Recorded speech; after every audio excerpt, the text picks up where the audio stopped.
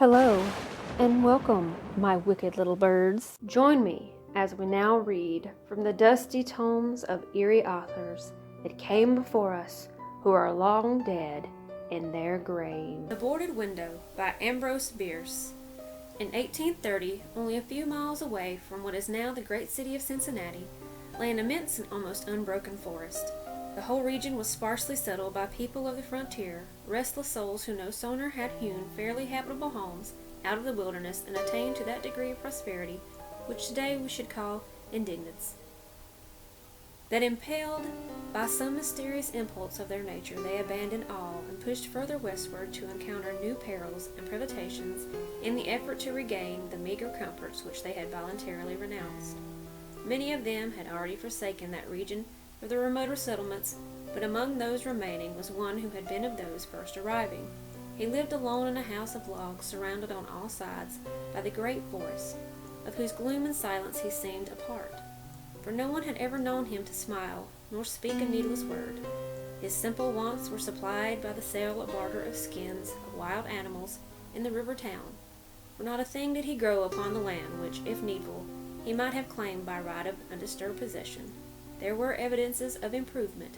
A few acres of ground immediately about the house once had been cleared of its trees. The decayed stumps, of which were half concealed by the new growth, had been suffered to repair the ravage wrought by the axe.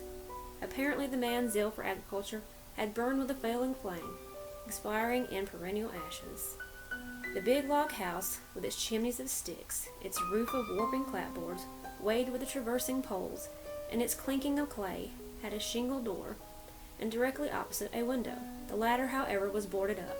Nobody could remember a time when it was not, and none knew why it was so closed. Certainly not because of the occupant's dislike of light and air, for on those rare occasions when a hunter had passed that lonely spot, the recluse had commonly been seen sunning himself on his doorstep, if heaven had provided sunshine for his need. I fancy there are few persons living today who ever knew the secret of that window, but I am one, as you shall see. The man's name was said to be Murlock. He was apparently 70 years old, actually about 50. Something besides years had had a hand in his aging. His hair was long, full beard were white, and his gray, lustreless eyes sunken. His face singularly seamed with wrinkles, which appeared to be belonging to intersecting systems. In figures he was tall and spare, stoop of the shoulders, and a burden-bearer. I never saw him. These particulars I learned from my grandfather, from whom also I got the man's story when I was a lad. He had known him when living near in that early day. One day Murlock was found in his cabin dead. It was not a time and place for coroners and newspapers, and I suppose it was agreed that he had died from natural causes, or I should have been told and should remember. I know only that what was probably a sense of the fitness of things, the body was buried near the cabin alongside the grave of his wife, who had preceded him by so many years that the local tradition had retained hardly a hint of her existence. That closes the final chapter of this true story, excepting, indeed, the circumstance that many years afterwards, in company with an equally intrepid spirit, I penetrated to the place and ventured near enough to the ruined cabin to throw stones against it, and ran away to avoid the ghost, which a very well-informed boy thereabout knew haunted the spot. But there is an earlier chapter that is supplied by my grandfather. When Murlock built his cabin and began laying sturdily about it with an axe to hew out a farm, the rifle, meanwhile, his means of support when he was young, strong and full of hope. In that eastern country where he came, he had married, as was the fashion, a young woman in all ways worthy of his honest devotion, who shared the dangers and privations of his lot with a willing spirit and light heart. There is no known record of her name. Of her charms of mind and person, tradition is silent, and the doubter is at liberty to entertain this doubt. But God forbid that I should share it. Of their affection and happiness there is abundant assurance in every added way of the man's widowed life. For what but the magnetism of a blessed memory could have changed that venturous spirit to a lot like that? One day Murlock returned from gunning in a distant part of the forest to find his wife prostrate with fever and delirious. There was no physician within miles, no neighbor, nor was she in the condition to be left to summon help, so he set about the task of nursing her back to health. But at the end of the third day, she fell into unconsciousness, and so passed away, apparently with never a gleam of returning reason. From what we know of nature, like his, we may venture to sketch in some of the details of the outline picture drawn by my grandfather. When convinced that she was dead, Murlock had sense enough to remember that the dead must be prepared for burial. In performance of this sacred duty, he blundered now and again, did certain things incorrectly, and others which he did correctly were done over and over. His occasional failures to accomplish some simple and ordinary act filled him with astonishment, like that of a drunken man who wonders at the suspension of familiar natural laws. He was surprised, too, that he did not weep, surprised and a little ashamed. Surely it is unkind not to weep for the dead. Tomorrow, he said aloud, I shall have to make the coffin and dig the grave, and then I shall miss her, when she is no longer in sight. But now, she is dead, of course. But it is all right. It must be all right, somehow. Things cannot be so bad as they seem. He stood over the body in the fading light, adjusting the hair and putting the finishing touches to the simple toilet, doing all mechanically, with soulless care. And still through his consciousness ran an undersense of conviction that all was right, that he should have her again as before, and everything explained. He had had no experience in grief, his capacity had not been enlarged by use, his heart could not contain it all, nor his imagination rightly conceive it. He did not know he was so hard struck. That knowledge would come later, and never go. Grief is an artist of powers, as various as the instruments upon which he plays his dirge for the dead, evoking from some the sharpest, shrillest notes, from others the low, grave chords that throb recurrent, like the slow beating of a distant drum. Some natures it startles, some it stupefies. To one it comes like the stroke of an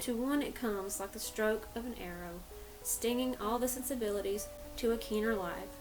To another as the blow of a bludgeon, which is crushing and benumbs. We may conceive Murlock to have been that way affected, for here we are upon surer ground than that of conjecture.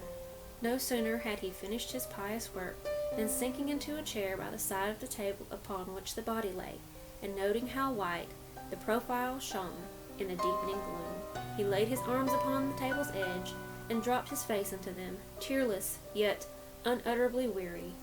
At that moment came in through the window a long, wailing sound, like the cry of a lost child, in the far depths of the darkening wood. But the man did not move.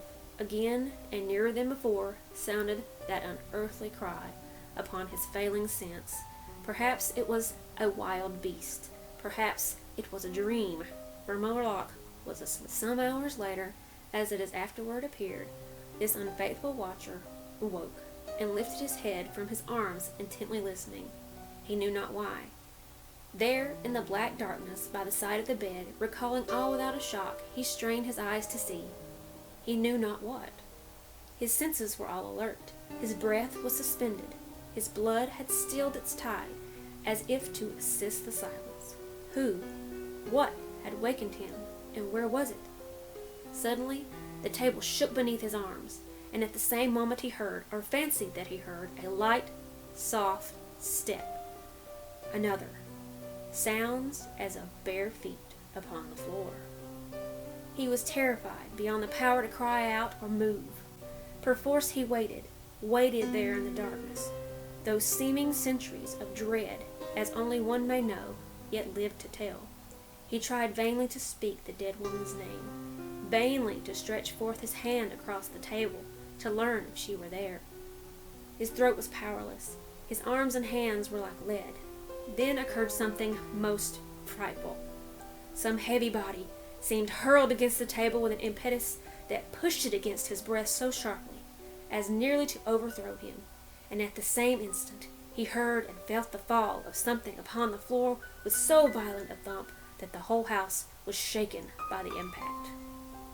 A scuffling ensued, and a confusion of sounds impossible to describe.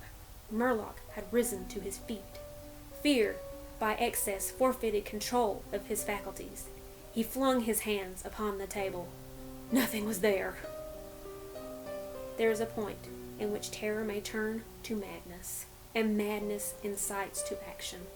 With no definite intent, from no motive but the wayward impulse of a man, Murlock sprang to the wall. With a little groping, seized his loaded rifle, and without aim, discharged it. By the flash which lit up the room, with a vivid illumination, he saw an enormous panther dragging the dead woman toward the window, its teeth fixed in her throat. Then there were darkness blacker than before, and silence, and when he returned to consciousness, the sun was high, and the wood vocal with songs of birds. The body lay near the window where the beast had left it when it was frightened away by the flash and report of the rifle. The clothing was deranged, the long hair in disorder. The limbs lay anyhow. From the throat, dreadfully lacerated, had issued a pool of blood not yet entirely coagulated. The ribbon with which had bound the wrists was broken. The hands were tightly clenched. Between the teeth was a fragment of the animal's ear. Hopefully you enjoyed today's story. Please like and subscribe. It's much appreciated. Don't forget to murder that notification bell to be aware of new uploads. Feel free to submit stories to writingsouthernrose@gmail.com. Thanks for taking the time to rot with me today.